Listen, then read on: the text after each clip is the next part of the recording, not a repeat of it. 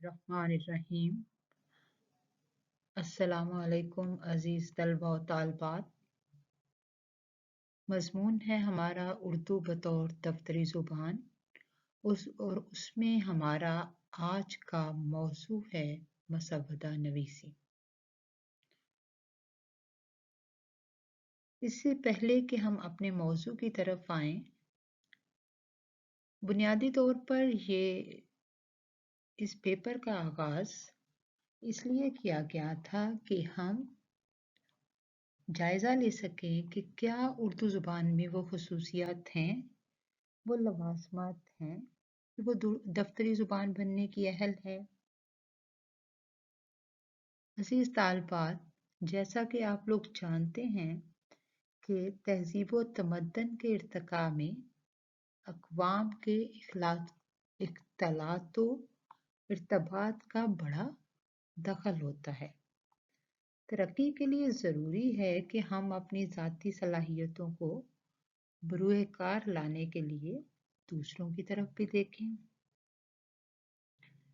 इसमें क्या होता है? इसमें ये राज पोशीदा होता है कि मुकाबला में साबका का जज्बा उभरता और आगे बढ़ने के लिए जज्बा बढ़ता है।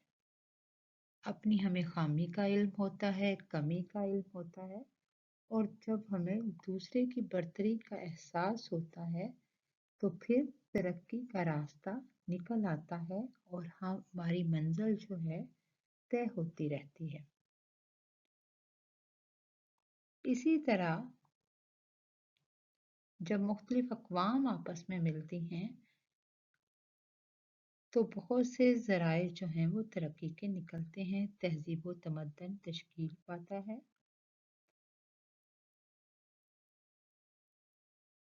उर्दू ज़ुबान की खुशकिस्मती है कि उसने बहुत सी ज़ुबानों के असरात कबूल किए हैं।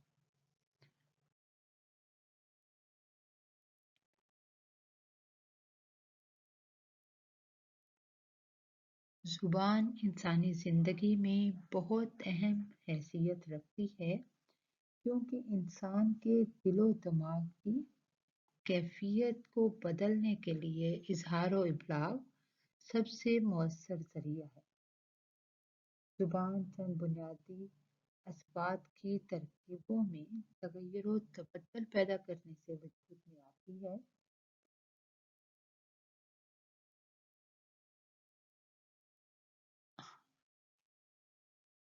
हर ज़ुबान का अपना एक तहज़ीबी पस-मंज़र होता है। एक ज़ुबान अपनी ख़ुसूसियात की बिना पर दूसरी ज़ुबान से जुदा होती है। उर्दू चूँकि एक मखलूत ज़ुबान है, बर्र-ए-सग़ीर पाक व हिंद में कभी ये गुजराती कहलाई है, कभी हिंदवी, कभी हिंदी, कभी हिंदुस्तानी कहलाई, ग़र्ज़ के कभी रेख्ता कहलाई, कभी उर्दू मौला कहलाई और फिर इसको उर्दू का नाम दिया गया।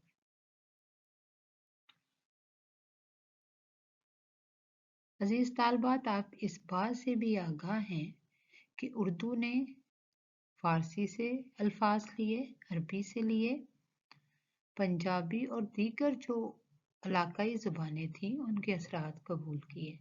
तुर्की ज़ुबान के बहुत से अल्फाज इसमें शामिल हैं। लेकिन अगर असर हाज़िर में उर्दू ज़ुबान का जायज़ा लिया जाए तो उर्दू ज़ुबान का ज़ख़ीरा अल्फाज काबिल-ए-एतमाद हद तक मौजूद है, और अगर हम समझते हैं कि इसको दफ्तरी ज़ुबान होने का दर्जा दिया जाए तो कोई शक नहीं कि ये दफ्तरी ज़ुबान बनने की अहल है। अब जबकि हमने इसको दफ्तरी ज़ुबान का दर्जा देना है तो हमने देखना है कि क्या इसमें मुसव्वदा नवीसी हो सकती है।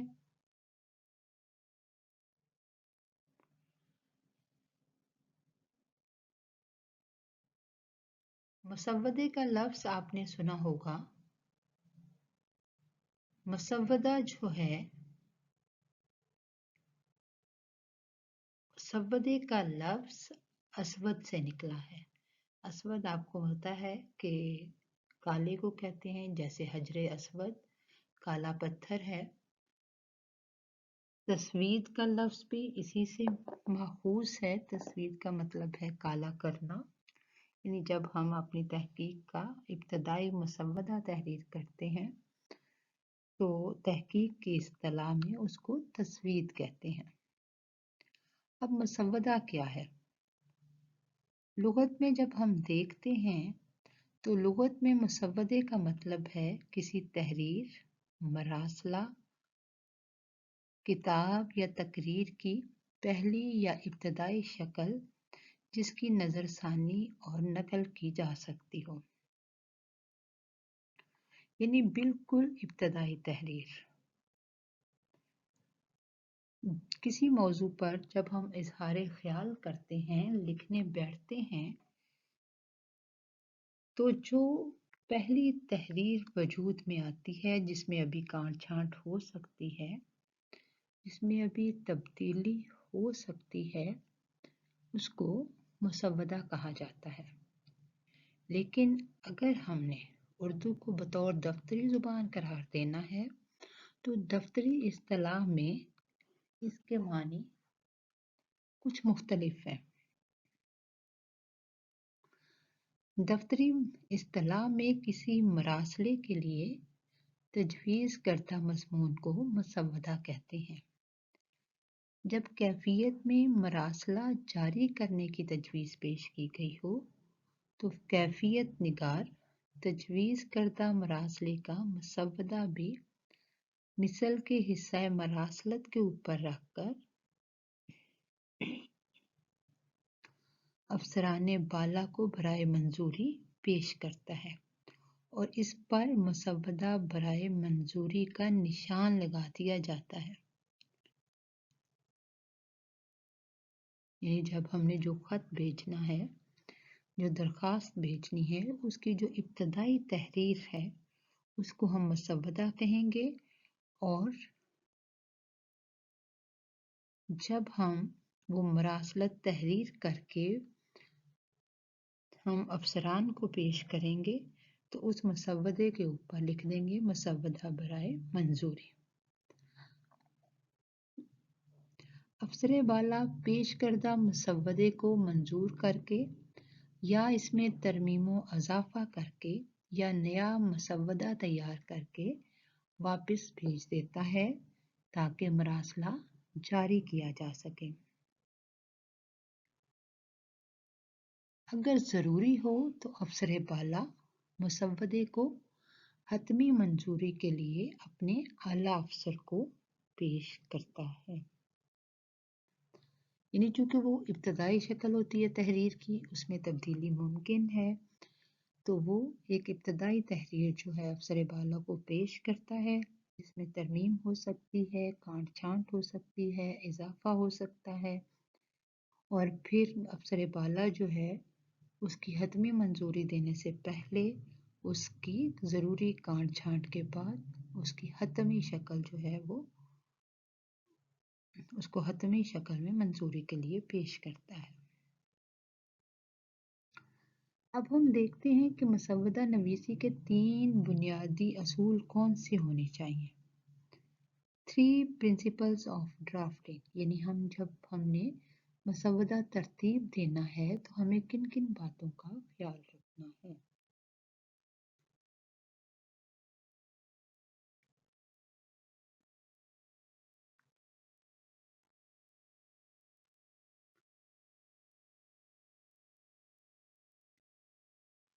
पहला असूल जो है वो ये है कि मकतूब निगार मकतूब अलैह से मरासले के ज़रिए मुकालमा करना चाहता है। यानी जो ख़त लिख रहा है और जिसके लिए लिखा जा रहा है वो आपस में गुफ्तगू करना चाहते हैं। लेकिन ये मुकालमा जो है वो ज़ुबानी की बजाय तहरीरी होता है, क्योंकि दोनों के दरमियान एक फ़ासला होता है। इसलिए तहरीर ऐसी होनी चाहिए कि मुरासला वाकई ही मुकालमा बन जाए, यानी यूँ महसूस हो کہ جس طرح غالب نے دعویٰ کیا تھا کہ میں نے مراسلے کو مکالمہ بنا دیا، تو یہ دفتری زبان میں بھی ایسا مسودہ ہونا چاہیے کہ اس کا پڑھنے والا اس میں دلچسپی محسوس کرے اور اس سے بیزار نہ ہو، بلکہ اسے پڑھ کر خوش ہو۔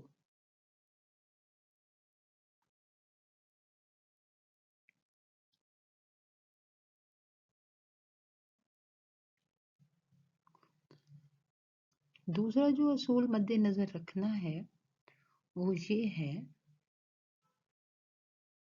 کہ مسودہ قلم بند کرنے سے پہلے نفس مضمون پر اچھی طرح سوچ بچار کرنا چاہیے۔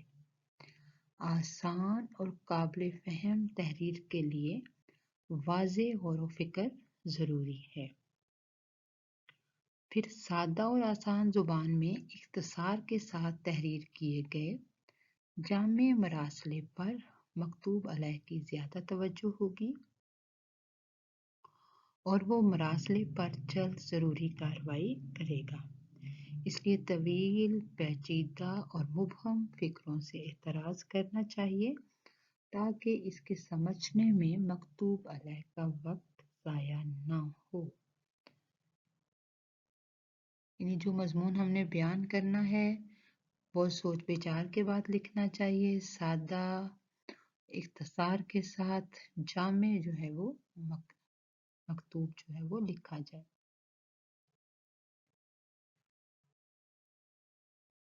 عزیز طلبہ و طالبات، اس کے بعد ہم نے دیکھنا ہے کہ مسودہ نویسی کے اہم نکات کون سے ہونے چاہیے۔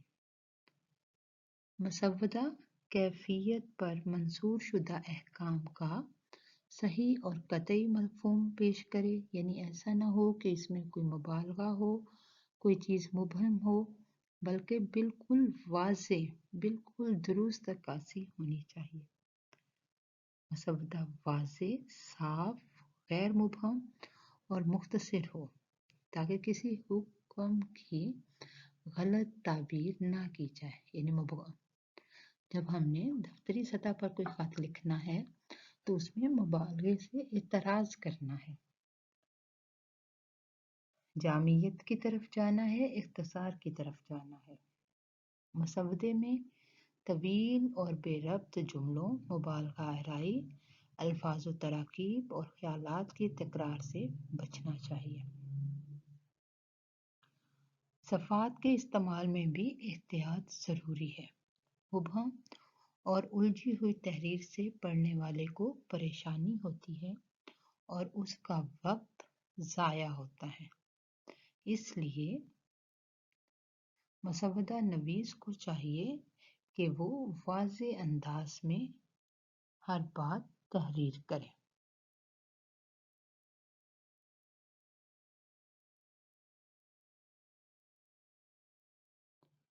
اگر مسودہ طویل یا پیچیدہ ہو تو آخری پیراگراف میں مراسلے کے اہم نکات کا خلاصہ دینا چاہیے۔ یعنی اگر کوئی بات ایسی ہے جو تفصیل طلب ہے، جس کو مختصر کرنا مشکل ہے، یا اگر مختصر کرتے ہیں تو چیزیں واضح نہیں ہوں گی،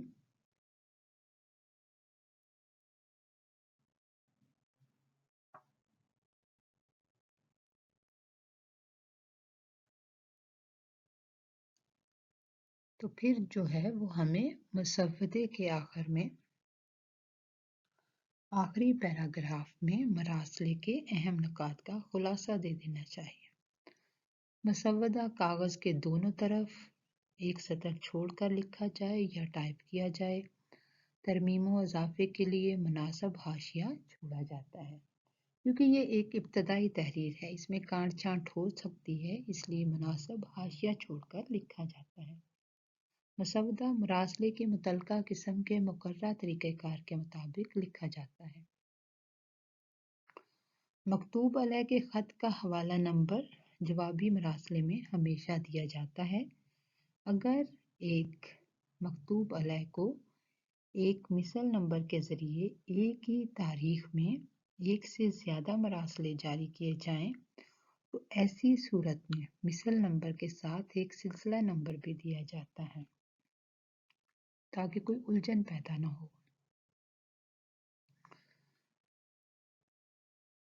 ताकि ये पता चल सके कि कौन सा पहले आया था, कौन सा बाद में। फिर जिस बात पे हमें गौर करना है कि मुसव्वदा में मुंसकलात, जो उसके साथ चीज़ें मुंसलिक की गई हैं, उनकी भी वजाहत की जाए।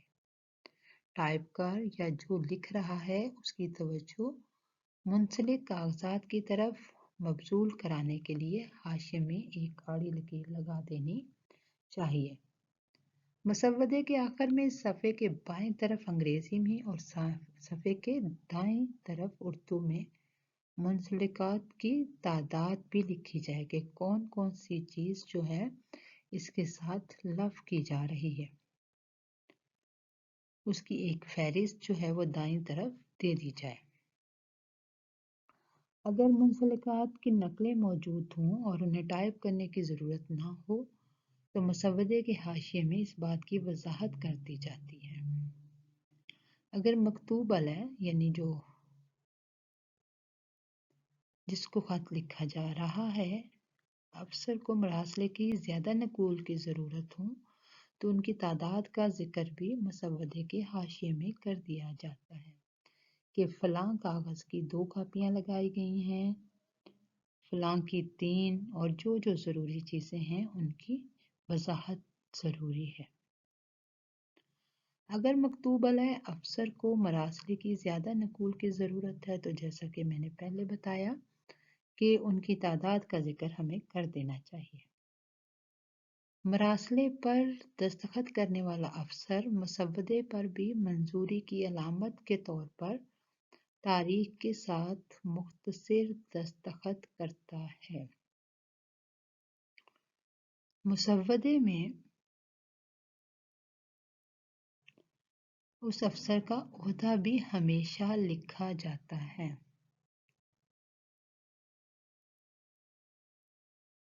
जारीशुदा मरासले की एक नकल मिसल के हिस्सा मरासलत में लगाई जाती है और मरासलत के सफ़े का नंबर नोट शीट पर बतौर हवाला दर्ज किया जाता है।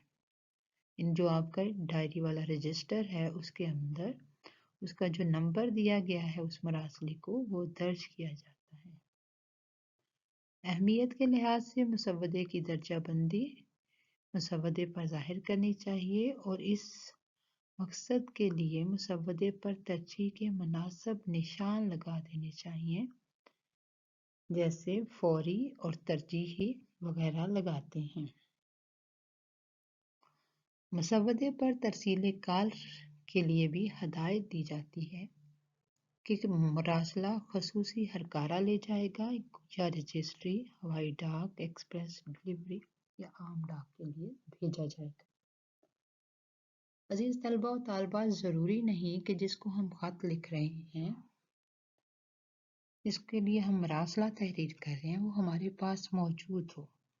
हमें डाक के ज़रिए उसको भेजना होगा, ईमेल के ज़रिए उसको भेजना होगा, नेट के ज़रिए उसको भेजना होगा। तो उसके लिए जो भी तरीक़ाकार इख्तियार किया जाए उसका मुकम्मल और वाज़ेह इंतज़ाम करना ज़रूरी है।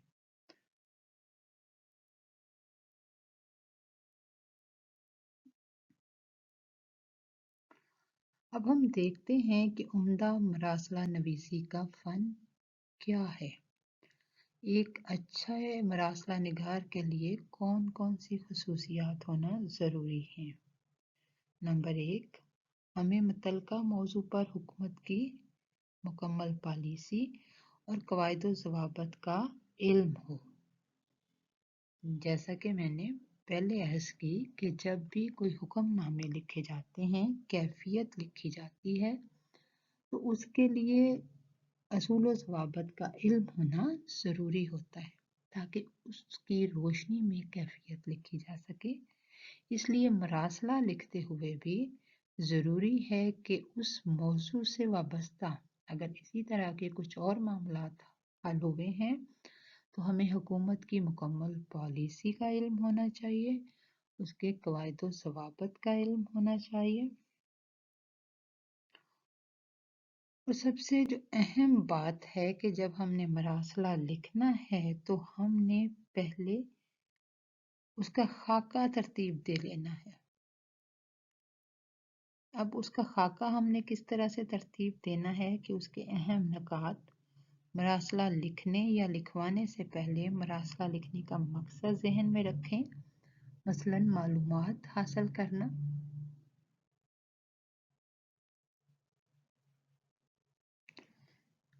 यानी हमने जब मरासला तहरीर करना है तो उससे पहले एक खाका बना लेना ज़रूरी होता है।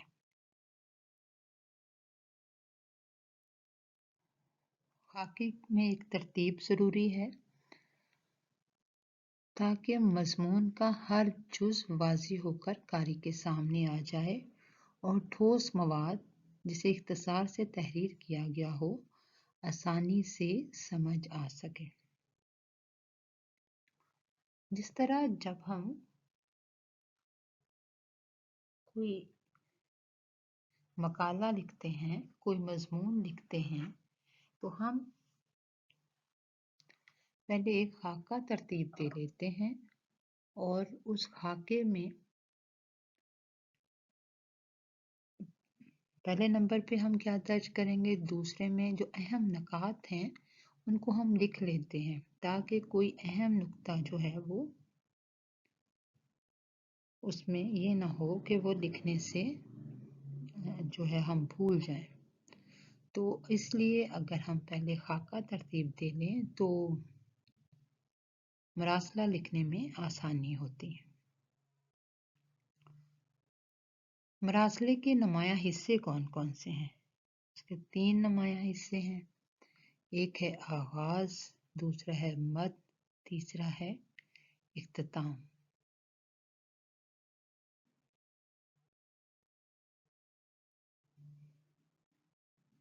अब आगाज में क्या है? इब्तदाई जुमले या पैराग्राफ में नफ्से मजमून का जिक्र बराह रास्त और साफ साफ अल्फाज में बयान करना चाहिए ताकि कारी को अंदाज़ा हो जाए कि मरासले का मजमून क्या है।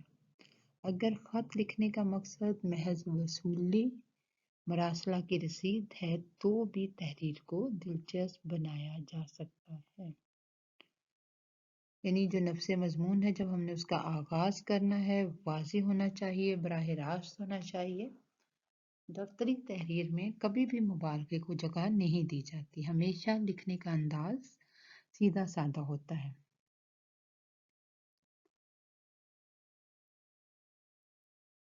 मसलन ये देखें, ये आपके ख़त मुअर्रखा डैश की रसीद है। हम यूं भी कह सकते हैं कि आपके ख़त मुअर्रखा आगे तारीख दर्ज कर दी जाए का शुक्रिया। यानी आप देखें कि अंदाज़े बयां के 2 तरीके हैं।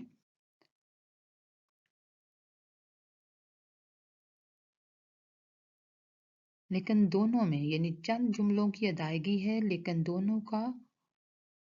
दोनों की अदायगी कितनी मुख्तलिफ है। और इसी तरह से अदायगी जो कि एक बेहतर तासुर की हामिल होती है। अगर हम मसवदा बेहतर लिखेंगे तो वो मकतूब अलैह पर अच्छा असर छोड़ेगा। अब हमने देखना है कि मतन या नफ्से मज़मून कैसा होना चाहिए।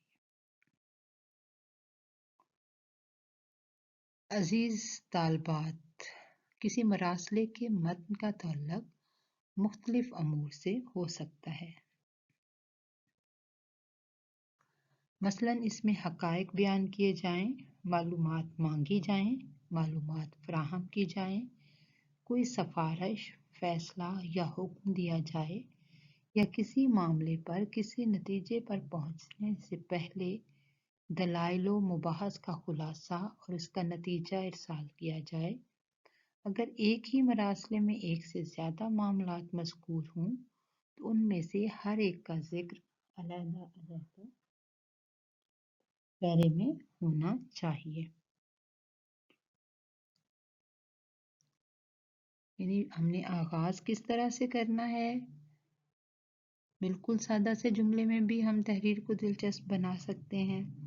پھر جو اس کا نفس مضمون ہے اس میں ہمیں حقائق کا بیان کرنا ہوتا ہے، جو معلومات ضروری ہیں وہ دینی ہے۔ اگر کسی چیز کی سفارش کرنی ہے یا فیصلہ دینا ہے یا حکم دینا ہے، یعنی جس طرح کا وہ مراسلہ ہے اس کے مطابق نفس مضمون جو ہے وہ لکھا جانا چاہیے۔ اگر کچھ مختلف باتیں ہیں، جن چیزوں کی ضرورت ہے، جن مسائل کا حل مانگا گیا ہے، اور اگر ایک یا ایک سے زیادہ معاملات ہیں تو پھر ہر معاملے کا ذکر علیحدہ علیحدہ پیرے میں ہونا چاہیے۔ مراسلہ لکھتے وقت تیسری بات اس کا اختتام ہوتا ہے۔ مراسلے کا اختتام کبھی بھی کمزور نہیں ہونا چاہیے، کیونکہ اس کی حیثیت حرف آخر کی سی ہوتی ہے، جس کا تاثر قاری کے ذہن پر دیر تک قائم رہتا ہے۔ اختتامی جملہ یا پیرا باقی مراسلے کے لب و لہجہ اور مدعا کے مطابق ہو اور مراسلے کے مضمون کو تقویت دے۔ اگر کوئی مراسلہ لمبا ہو یا اس میں مشکل اور پیچیدہ معاملات مذکور ہوں تو آخری پیرے میں اہم نکات کا خلاصہ دینا چاہیے اور ان سے جو نتائج مرتب ہوں ان کا ذکر کر دینا چاہیے۔ اس میں یہ بات واضح تحریر ہونی چاہیے کہ مکتوب علیہ سے کس کارروائی کی توقع ہے۔ مراسلے کا اختتام مختصر لیکن مؤثر ہو۔ آخری جملے میں مصدری اسم کے استعمال سے بچنا چاہیے۔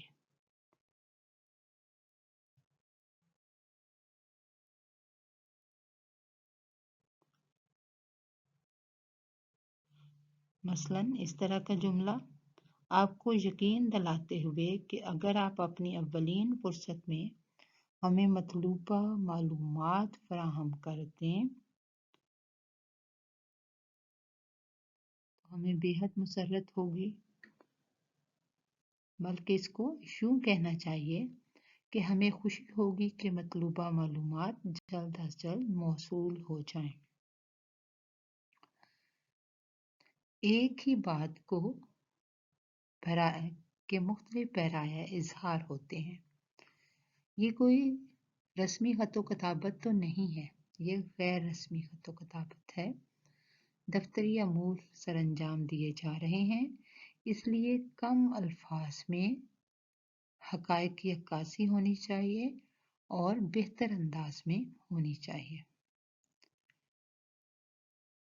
اضافی عبارت کیا ہے؟ پس تحریر بعض اوقات مراسلہ مکمل ہو جانے اور اس پر دستخط ہو جانے کے بعد کچھ اور تحریر کا اضافہ کر دیا جاتا ہے۔ اضافی تحریر سے پہلے لکھتے ہیں پس تحریر۔ یوں اگر یہ دیکھا جائے تو یہ پسندیدہ بات نہیں ہے، اس سے بچنا چاہیے۔ اسی لیے عزیز طلباء و طالبات، جو میں نے پہلے بات کی تھی کہ ہمیں اس کی خاکہ نگاری کر لینی چاہیے، خاکہ بنا لینا چاہیے، کیونکہ جب ہم خاکہ بناتے ہیں تو مختلف جو نکات ہیں ان کو 1 2 3 یا الف بے چیم کر کے مد نظر رکھ لیتے ہیں۔ اس سے یہ ہوتا ہے کہ کوئی بھی نقطہ جو ہے وہ مراسلہ لکھتے وقت جو ہے وہ ذہن سے نہیں نکلتا اور ہم مطلوبہ مراسلے میں تمام اہم موضوعات پر بات کر لیتے ہیں۔ بہرحال دفتری معاملات میں بعض اوقات بہت سے مسائل کا سامنا کرنا پڑتا ہے، تو اس میں یوں ہوتا ہے کہ کبھی کبھی کچھ نکات باقی رہ جاتے ہیں، تو اس کے لیے ہم اضافی تحریر سے پہلے پس تحریر کا لفظ استعمال کرتے ہیں۔ پوسٹ سکرپٹ پی ایس یہ پسندیدہ بات نہیں ہے، اس سے بچنا چاہیے کیونکہ یہ تحریر مراسلے کا حسن غارت کر دیتی ہے۔ اس سے مراسلہ نگار کی ذہنی سستی یا نااہلی ظاہر ہوتی ہے کہ وہ لاپرواہی سے کسی ایسے نقطے کو جسے مراسلے کے متن میں آنا چاہیے تھا مناسب جگہ پر قلم بند کرنے سے ناکام رہا۔ اور ایک بات کہ تعارفی مراسلہ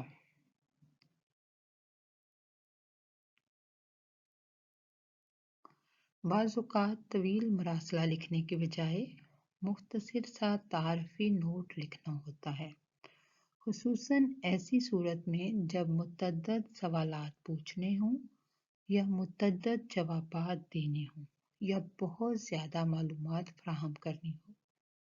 قاری مختصر تعارفی مراسلے پر ایک نظر ڈال کر یہ اندازہ لگا لیتا ہے کہ مقصد مراسلہ کیا ہے اور اسے کیا کرنا ہے۔ یعنی بعض اوقات یوں ہوتا ہے کہ کسی ایک معاملے پر بات کرنی ہوتی ہے یا بہت ہی جو ہے وہ موضوع بہت مختصر ہوتا ہے جس پر اظہار خیال کرنا ہوتا ہے، تو ایسی صورت میں ایک مختصر سا تعارفی نوٹ دے دیا جاتا ہے، جس کے لیے بہت زیادہ جو کہ روزمرہ کے واقعات ہیں اس میں یہ ہے کہ نہ تو اصول و ضوابط کی کوئی اصول و ضوابط سے متعلقہ کاغذات کو ساتھ نہیں لفظ کرنا پڑتا اور ہم مختصر طور پر ہی نوٹ لکھ کر مکتوب علیہ کو بھیج دیتے ہیں، اور مکتوب علیہ بھی جو ہے اس مراسلے پر غور کرتا ہے اور فوراً سمجھ جاتا ہے کہ اس کا کیا کرنا ہے۔ پھر معلومات کی فراہمی، کمیونیکیشن آف انفارمیشن، مراسلہ لکھنے سے پہلے مراسلہ معلومات کے مختلف پہلوؤں کا جائزہ نہایت احتیاط اور غور و خوض سے لیا جائے۔ جب بنیادی مواد جمع ہو جائے اور اس کے صحیح ہونے کی تصدیق کر لی جائے تو اس بات پر غور کیا جائے کہ اس مواد کو کیسے جذب توجہ بنایا جائے اور کس طرح سلیقے سے پیش کیا جائے۔ تعارفی خط کے کسی قسم کی معلومات بھیجی جائیں، اس سلسلے میں سب سے زیادہ خیال قاری کی سہولت کا رکھا جائے۔ ہر عبارت کا عنوان قائم کیا جائے، تحریر میں تسلسل کا خیال رکھا جائے، اگر معلومات کی صحت کے بارے میں ذرا سا بھی شک ہو تو مناسب الفاظ میں اس کا اظہار ضرور کیا جائے۔ یعنی جو معلومات ہم دینا چاہتے ہیں تاکہ مکتوب علیہ اس کو پڑھ کے اس مراسلے سے واقفیت حاصل کر لے، اس مراسلے کی عبارت کو جان لے، تو ان تمام چیزوں کو ہم اس مراسلے کے ساتھ لفظ کر دیتے ہیں تاکہ عبارت کا عنوان بھی قائم، اور سب سے پہلے مراسلہ لکھنے سے پہلے ہم عبارت کا عنوان قائم کرتے ہیں۔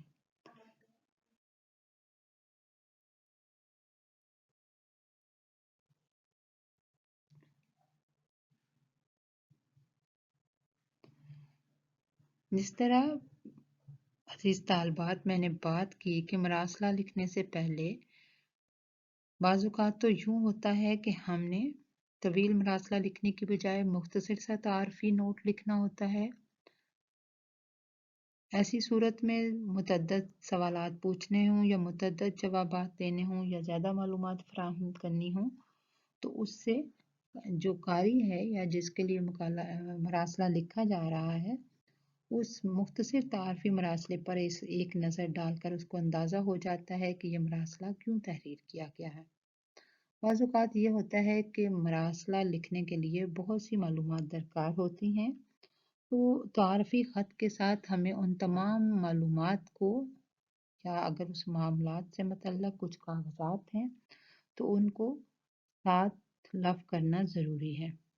جب بھی کوئی دفتری مراسلہ لکھا جائے تو سب سے پہلے اس کا سبجیکٹ، اس کا عنوان جو ہے وہ ضرور لکھا جائے، تحریر میں تسلسل کا خیال رکھا جائے اگر معلومات کی صحت کے بارے میں ذرا سا بھی شک ہو تو مناسب الفاظ میں اس کا اظہار ضرور کیا جائے۔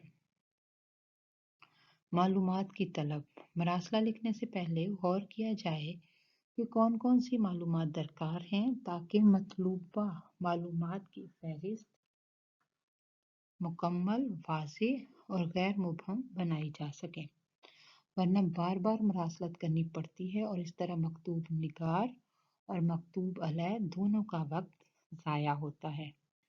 عین ممکن ہے کہ مراسلہ علیہ کا وقت مراسلہ نگار سے زیادہ قیمتی ہو، جس کو خط لکھا گیا ہے، جس کے لیے وہ مکتوب لکھا گیا ہے، حکام بالا جس کے آگے وہ مکتوب پہنچ رہا ہے، تو اس کے پاس اتنا وقت نہیں ہے کہ وہ ضائع کر سکے، بلکہ دونوں طرف ضروری ہے کہ تحریر مختصر ہو۔ اختصار جو ہے وہ تحریر کی خوبی ہوتی ہے، اختصار کے ساتھ جامعیت، ان دونوں باتوں کے ساتھ مکمل معلومات جو ہیں وہ دی جائیں۔ اچھے مراسلے کی خصوصیات: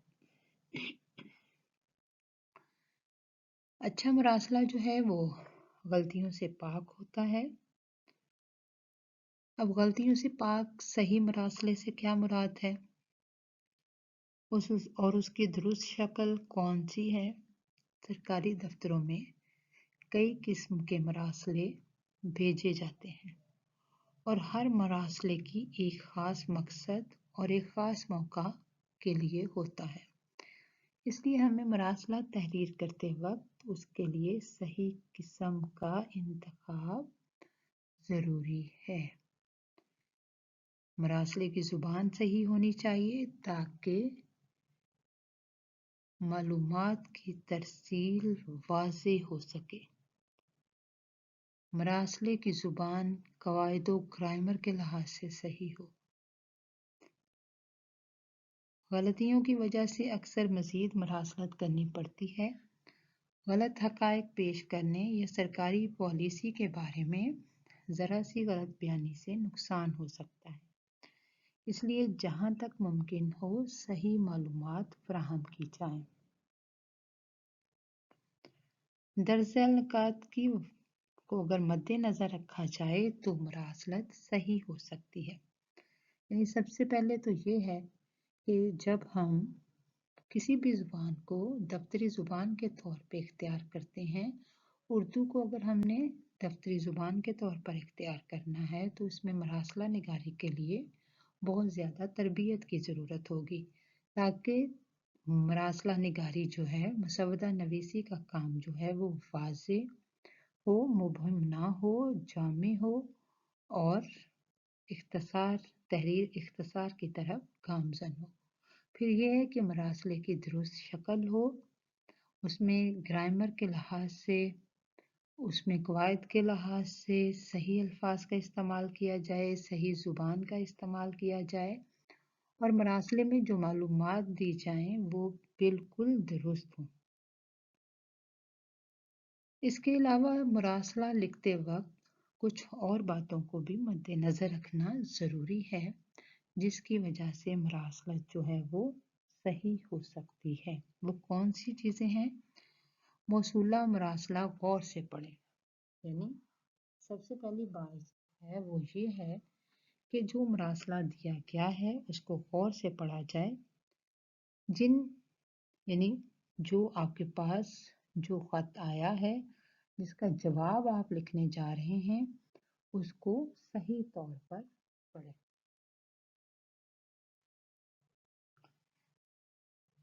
جن امور کے بارے میں لکھنا ہے اس کے بارے میں مکمل معلومات حاصل کر لیں۔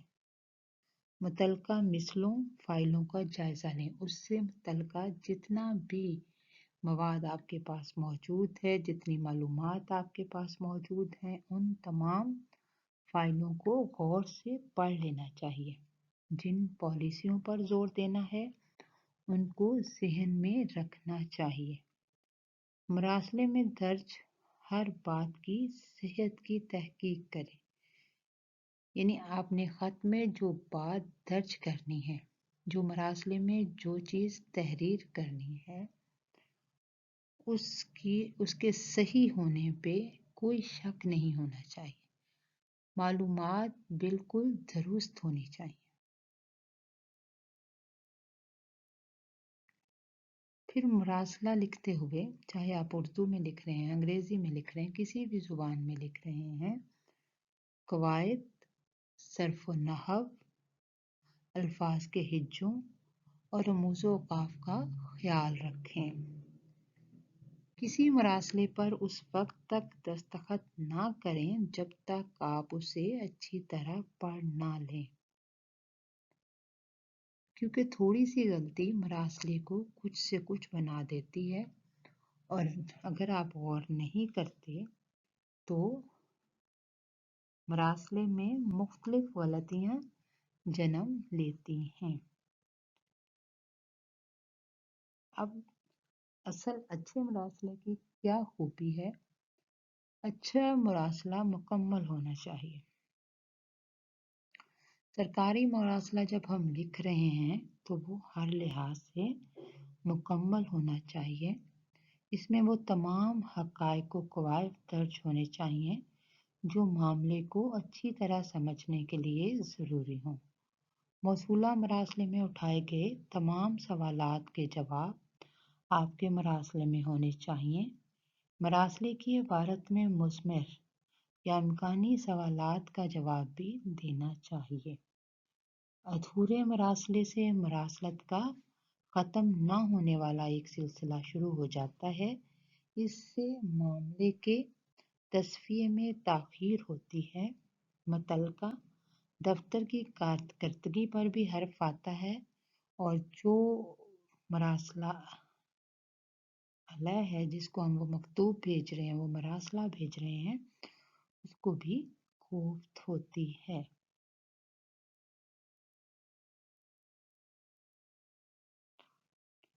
یعنی سرکاری مراسلے جو ہیں جب لکھتے ہوئے بہت احتیاط کی ضرورت ہے. اس میں ہمیں تمام حقائق و قواعد کو درج کرنا چاہیے جو معاملے کو اچھی طرح سمجھنے کے لیے ضروری ہوں.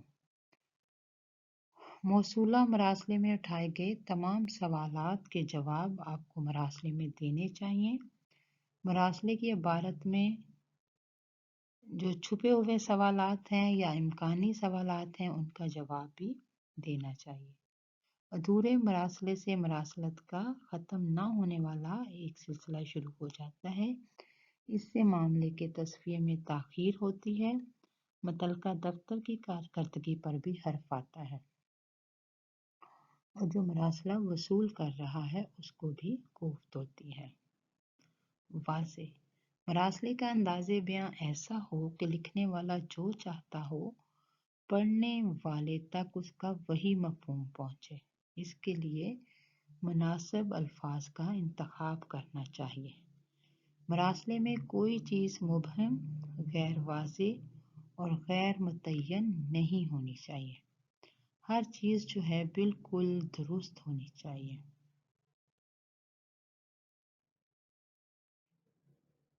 مراسلہ لکھتے وقت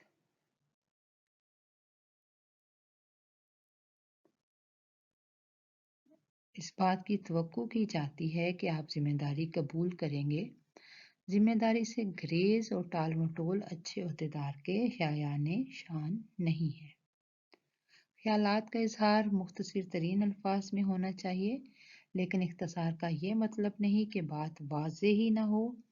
آسان اور سادہ زبان استعمال کرنی چاہیے. مشکل الفاظ اور لمبی لمبی ترکیبوں سے بچنا چاہیے. شائستگی، کورٹسی. دفتری تحریر میں شائستگی اور اعتدال و تحمل کا خیال رکھنا چاہیے. اگر آپ کسی تجویز سے اختلاف کرتے ہیں تو شائستگی سے اپنے اختلاف کا اظہار کریں. مراسلہ تحریر کرتے وقت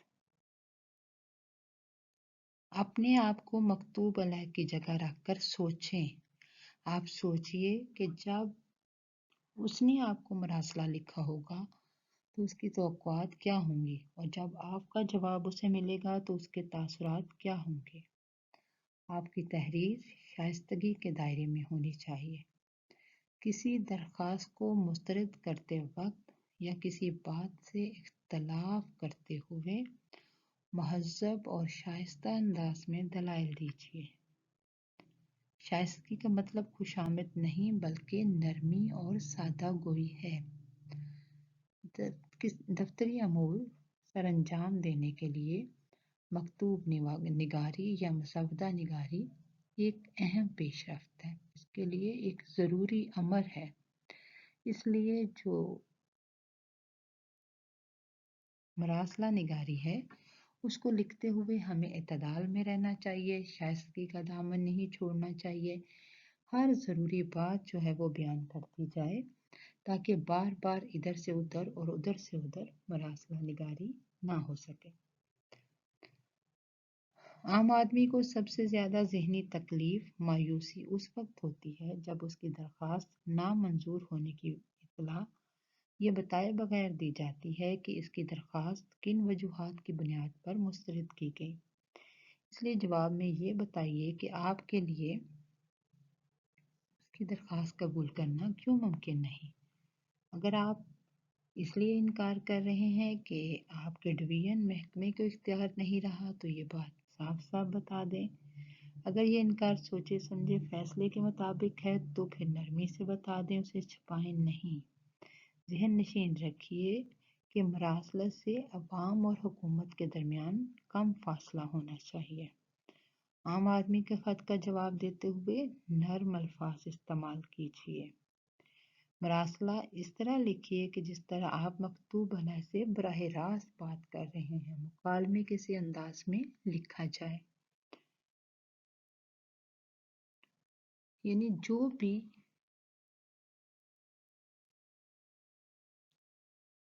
मरासला लिखा जा रहा है उसमें एक तो ये है कि हत्तुल इम्कान हक़ाइक़ पेश किए जाएं, तमाम मालूमात दी जाएं, साफ साफ बता दिया जाए। अब अगर तो उसका मुस्बत जवाब है तो भी दुरुस्त है। अगर उसका जवाब नफ़ी में है तो वाज़े अंदाज में उस दरख्वास्त के मुस्तरद होने की वजूहात बयान करती जाएं कि क्यों आप उसकी दरख्वास्त कबूल नहीं कर रहे या उसका मुस्बत जवाब नहीं दे रहे। हमेशा नर्म अल्फाज इस्तेमाल करने चाहिए, वाज़े अल्फाज इस्तेमाल करने चाहिए। जब हम आम आदमी को कोई मरासला लिखते हैं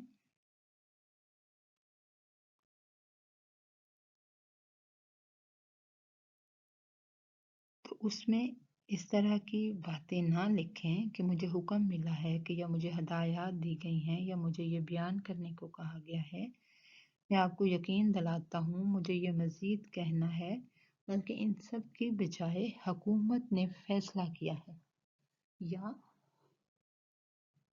अगर आप किसी इदारे में हैं तो जो हुक्काम वाला हैं आप उनकी तरफ से कि जो हाकिम बाला है उसने ये फैसला किया है, आगे जो मुतलका मौजू है उसका जो भी जवाब है, अगर हाँ में है तो भी, अगर उसका जवाब नफ़ी में है तो भी दीजिए। अच्छे मरासला निगार के लिए ज़रूरी है कि वाज़े अंदाज में मरासला निगारी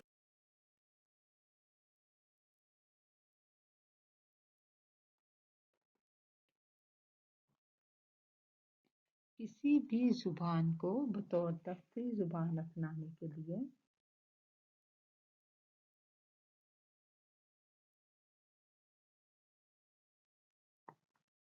दफ्तरी ज़ुबान के अपनाने के लिए हमें उन तमाम अल्फाज व तराकीब का पता होना चाहिए, ज़रूरी इस्तिलाहात का इल्म होना चाहिए और कोई भी मरासला लिखने से पहले हमें खाका निगारी यानी एक खाका तरतीब दे लेना चाहिए ताकि कोई अहम मौजू रह ना जाए। क्योंकि मरासले में किसी भी दफ्तर में मुख्तलिफ तरह की मरासलत जो है वो सरअंजाम पाती है। आम ख़त होते हैं, ऑफिस मेमोरेंडम यानी दफ्तरी याददाश्त होती हैं, नीम सरकारी ख़त होते हैं, اعلان کچھ کیے جاتے ہیں، کچھ قرارداد ہوتی ہیں،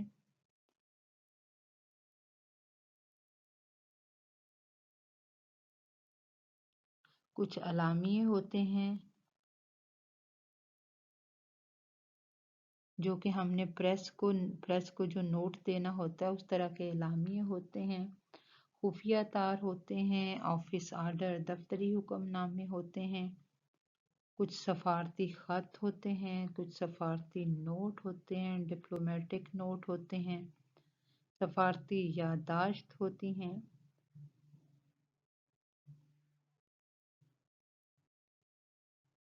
سرکاری خط جو ہیں وہ چونکہ مخصوص صورت میں اور خاص مقصد کے لیے اور مخصوص ادارے کو تحریر کیے جاتے ہیں، اس لیے اس کی مراسلہ نگاری کرتے ہوئے ہمیں بہت زیادہ احتیاط کی ضرورت ہوتی ہے۔ کچھ بنیادی باتوں کی طرف ہم نے اشارہ کر دیا، تو طالبات جب بھی مراسلہ نگاری کرتے ہیں تو اس کے اجزاء ترکیبی کو بھی مد نظر رکھتے ہیں۔ مثلا سرنامہ، یعنی ہم سب سے پہلے حکومت پاکستان یا پھر وزارت ڈویژن جو محکمہ ہے یا جو دفتر کا نام ہے وہ لکھتے ہیں نا۔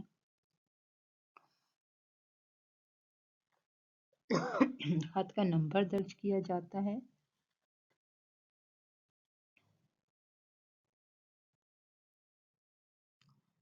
مقام اور اس کی تاریخ لکھی جاتی ہے، بھیجنے والے کا نام اور عہدہ لکھا جاتا ہے، مکتوب علیہ کا عہدہ اور پتہ لکھا جاتا ہے، موضوع عنوان دیا جاتا ہے تاکہ نفس مضمون کا اندازہ ہو جائے، جس کو خط لکھ رہے ہیں اس کے لیے جناب عالی، غیر سرکاری افراد کے لیے ڈیئر سر، خاتون کے لیے میڈم۔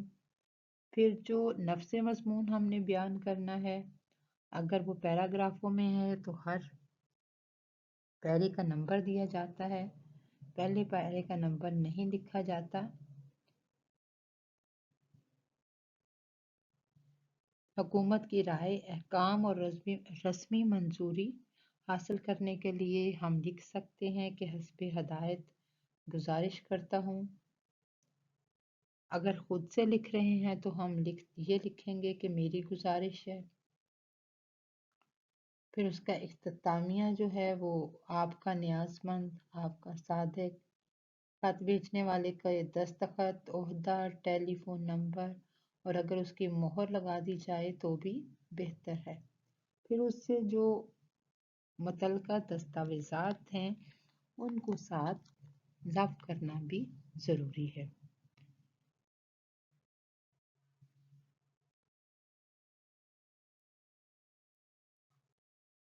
جی عزیز طلبہ و طالبات، آج ہم نے دیکھا کہ کوئی بھی زبان جو ہے اگر اس کو بطور دفتری زبان اختیار کرنا ہے تو اس میں کون کون سی خصوصیات ہونی چاہیے۔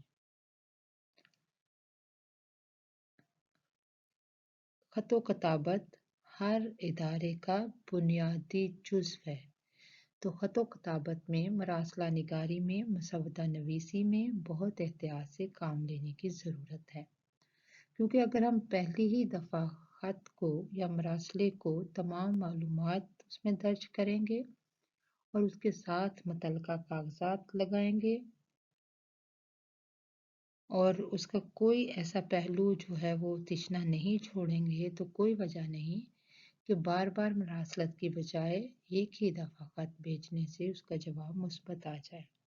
بعض اوقات یہ ہوتا ہے کہ ہم کچھ باتیں بھول جاتے ہیں اور جب ہم وہ خط لکھ رہے ہوتے ہیں تو اس میں کچھ نکات سے ہم پہلو تہی برت لیتے ہیں، یعنی وہ لکھنے سے وہ اندراج سے رہ جاتی ہیں۔ تو اس وجہ سے جو مراسلہ نگار ہے، جو مکتوب علیہ ہے، اس تک ہمارا مطلب واضح نہیں ہوتا، اس لیے وہ دوبارہ اعتراض لگا کر خط کو واپس کر دیتا ہے۔ اس بار بار کی مراسلہ نگاری سے بچنے کے لیے ضروری ہے کہ ہمیں مراسلہ نگاری کے تمام اجزاء ترکیبی کا پتہ ہو मरासले से पहले खाका तश्कील दे दिया जाए, क्योंकि अगर खाका बनाया होगा तो उसमें तमाम नुकात दर्ज किए होंगे। सबसे बड़ी खूबी जो मुसव्वदा नवीसी की है, चूँकि मुसव्वदा एक पहली तहरीर होती है, उसमें बाद में काट छाँट भी की जा सकती है, तो मुसव्वदे के लिए ज़रूरी है कि उसमें इख्तिसार हो और इख्तिसार के साथ जामियत हो, कि जो माफ़ी ज़मीर है, जो बात है, जो मालूमात हैं, वो सारी की सारी नुकात की शक्ल में दे दी जाए। और सबसे ज़रूरी बात कि जो उससे मुतल्लिका कागज़ात हैं उनसे इज्तनाब नहीं बरता जाए, बल्कि तमाम मुतल्लिका कागज़ात उसके साथ लगा दिए जाएं, ताकि आपका मकसद मरासला अलैह पर, कि जिसको हम मरासला भेज रहे हैं मकतूब अलैह पर, वाज़ेह हो सके, उस पर तमाम मामला, उस पर तमाम बात जो है वो रोज़े रोशन की तरह आया हो जाए। जहाँ तक उर्दू बतौर दफ्तरी ज़ुबान का ताल्लुक़ है, हमारे दफ़ातर में अंग्रेज़ी ज़ुबान ही राइज है। उर्दू को अगर हम अपनाते हैं तो उसमें वो तमाम इस्तिलाहात मौजूद हैं, वो ज़रूरी जुमले मौजूद हैं, वो अल्फाज और तराकीब मौजूद हैं कि जिनके लिहाज से हम उर्दू को बतौर दफ्तरी ज़ुबान इस्तेमाल कर सकते हैं। अज़ीज़ तलबा और तालिबात, आज का हमारा मौजू था मुसव्वदा नवीसी। दोबारा से बात करें कि मुसव्वदा यानी जैसे कि असवद से निकला, और असवद आपको पता है अरबी में काले को कहा जाता है। तो जो तहारीर, जो दफ्तरी अमूर तहरीरों के ज़रिए, क्योंकि कोई भी इदारा नज़्म ज़ब्त की बिना पे तश्कील पाता है और उसमें किसी भी हुक्म को तमाम लोगों तक पहुंचाने के लिए मरासला निगारी का सहारा लिया जाता है। इसी से तमाम अमूर सर अंजाम पाते हैं। उर्दू ज़ुबान में ये खासियत है कि वो हर तरह के मज़मून अदा करने के काबिल है। उसमें मुख्तसर लिखा जा सकता है, जामे लिखा जा सकता है, लेकिन बात यह है कि अगर इदारे इंसाफ से चलें, उनमें नज़्म ज़ब्त का ख्याल रखा जाए, असूल व ज़वाबित की पैरवी की जाए, तो कोई वजह नहीं कि किसी भी दफ्तर का निज़ाम व इंसराम बहुत बेहतर अंदाज में आगे बढ़ेगा और वो इदारा तरक्की की मनाज़िल तय करेगा। मुसव्वदा नवीसी के हवाले से कोई सवाल आपके जहन में हो तो आप मुझे जो है वो बता सकते हैं, ताकि हम उसका जवाब तलाश कर सकें। बहुत शुक्रिया। अल्लाह हाफ़िज़। सदफ नकवी को इजाज़त दीजिए। अल्लाह निगहबान।